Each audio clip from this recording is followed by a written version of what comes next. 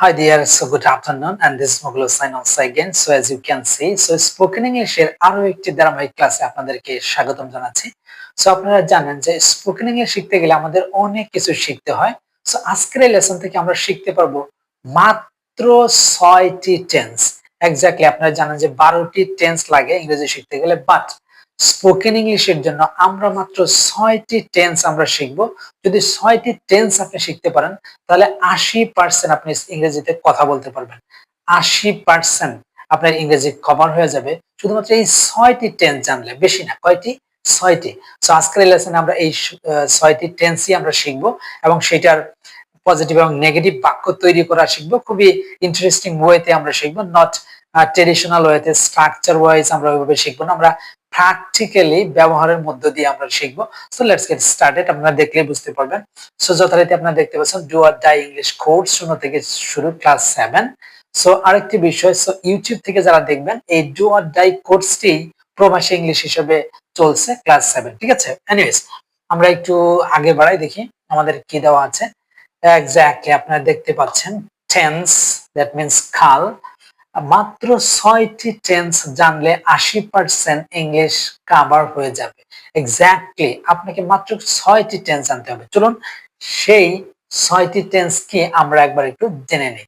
Exactly মাত্র 6টি tense জানলে 80% ইংলিশ কভার হয়ে যাবে। সেটার মধ্যে থেকে কোন 6টি টেন্স আমরা একটু জেনে নিই। সো প্রথমে হচ্ছে প্রেজেন্ট ইনডেফিনিট, 2 নম্বরটা হচ্ছে পাস্ট ইনডেফিনিট, 3 নম্বরটা হচ্ছে ফিউচার ইনডেফিনিট, and 4 নাম্বারটা প্রেজেন্ট কন্টিনিউয়াস, and 5 নাম্বারটা হচ্ছে পাস্ট কন্টিনিউয়াস, and 6 নাম্বারটা হচ্ছে প্রেজেন্ট পারফেক্ট।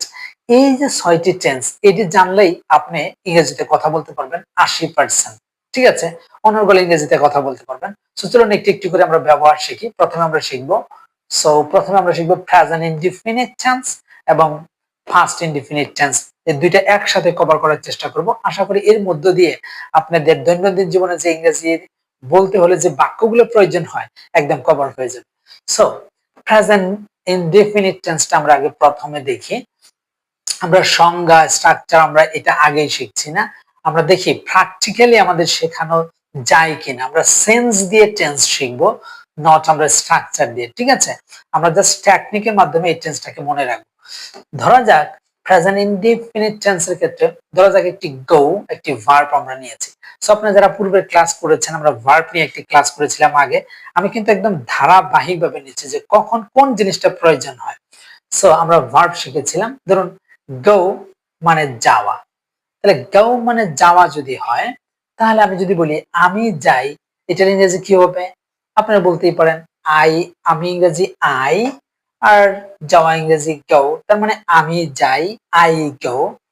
এখন যদি বলি সে যায়, সেক্ষেত্রে আমাদেরকে কি বলতে হবে? হি অর শি গোস ব্যবহার করতে হবে। সো কেন? আমরা এটা জানি যে হি এবং শি, ইট যে কোনো ধরনের একটি নাম, এটা থার্ড পারসন সিঙ্গুলার, এই জন্য ভার্বের সাথে এস যুক্ত করতে হয়। এটা সিঙ্গুলার না কি এটা আমাদের জানার দরকার নেই। আপনারা দেখবেন হি, শি, ইট এগুলো দেখলে এই গোস বলবেন, সোজা হিসাব। যে ভার্বটা আসবে ওর সাথে এস বা ইয়েস বলবেন। তাহলে আমি যাই, আই গো, সে যায়, হি অর শি গো, হি ছেলে অর্থে আর স্ত্রী অর্থে শি ব্যবহার করবো। ওকে, আমি যাই না। এখন যদি বলতে চাই আমি যাই না, তাহলে আমি কিভাবে বলতে পারি?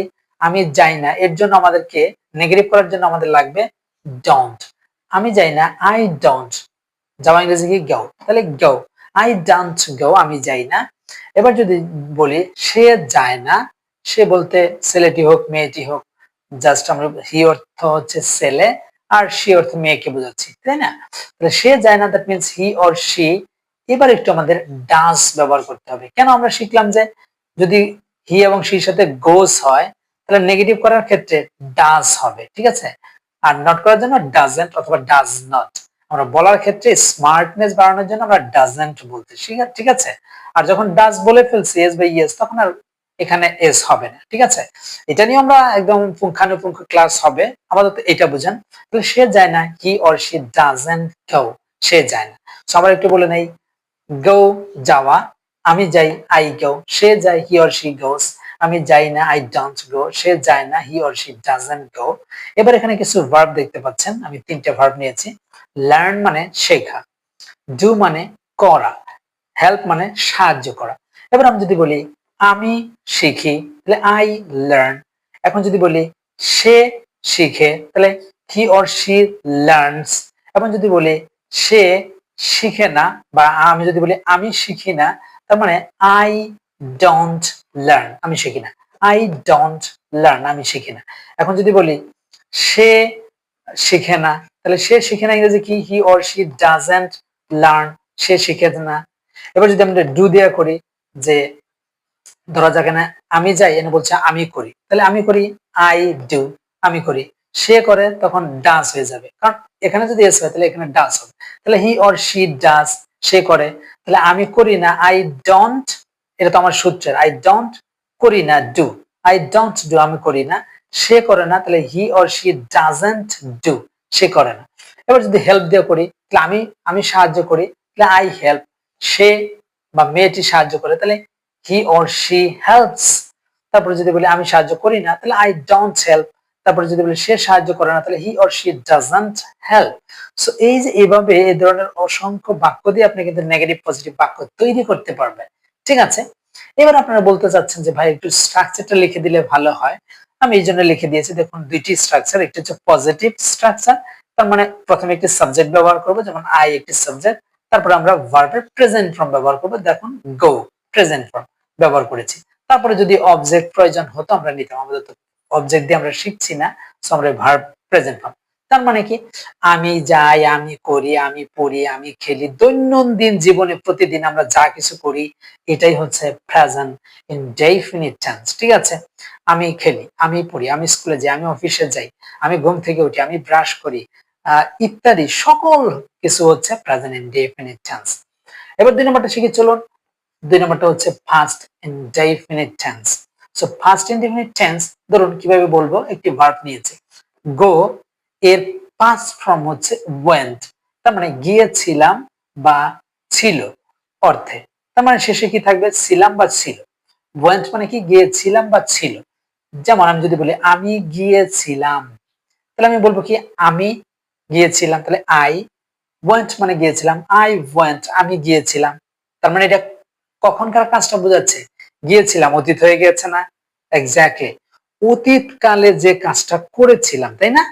ওইটাই হচ্ছে ফার্স্ট ইনডেফিনিট টেন্স। তাহলে আমি গিয়েছিলাম, আই ওয়েন্ট, তারপরে সে গিয়েছিল, হি অর শি ওয়েন্ট।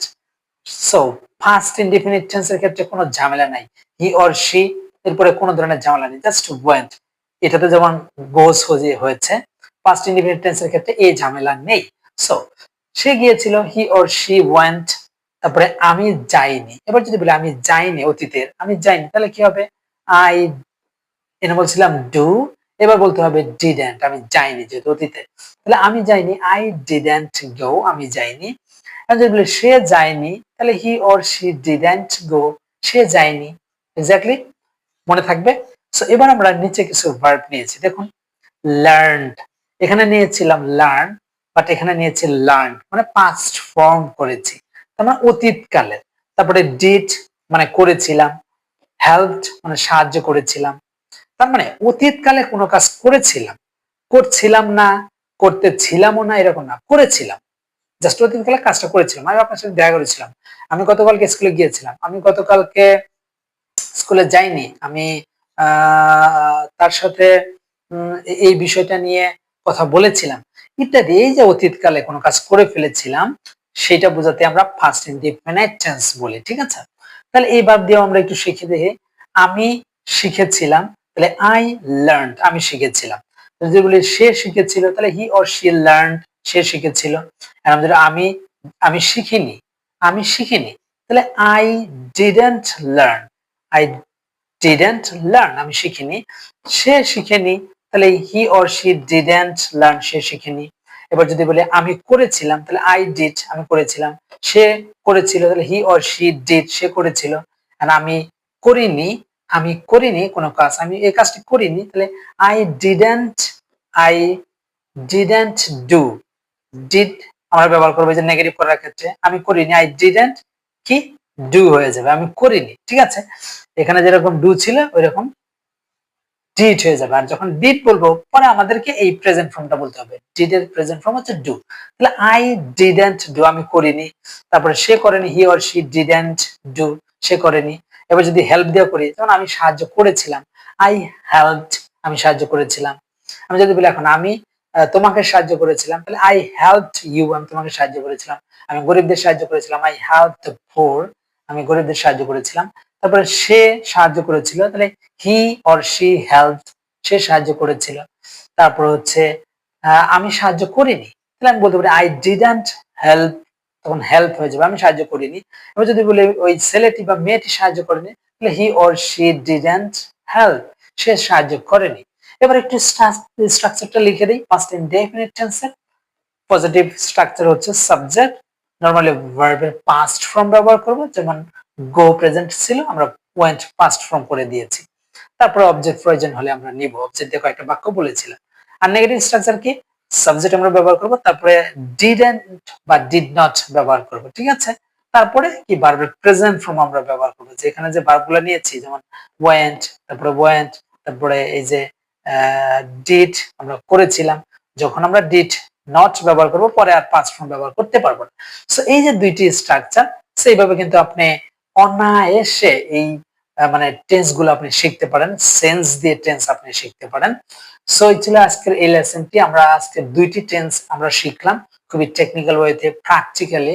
আশা করি জীবনে ভুল হবে না। এখন শুধু আপনার কাজ হবে, আপনি যদি দ্রুত ইংরেজি শিখতে চান, তাহলে আপনি প্রেজেন্ট ইনডেফিনিট টেন্স দিয়ে 3টে বাক্য আপনি কমেন্ট সেকশনে লিখে দিতে পারেন, পাস্ট ইনডেফিনিট টেন্স দিয়ে বাক্য লিখে দিতে পারেন। আমরা নেক্সট ক্লাসে আরো টেন্স আমরা শিখবো, আরো আমাদের 4টি টেন্স রয়েছে, সেটাও এরকম টেকনিক্যালি শেখার চেষ্টা করব। So এই ছিল আজকের লেসনটি। So I don't want to make it more longer. So yeah, let's see what can I do for you the next time. Till then, Allah Hafiz.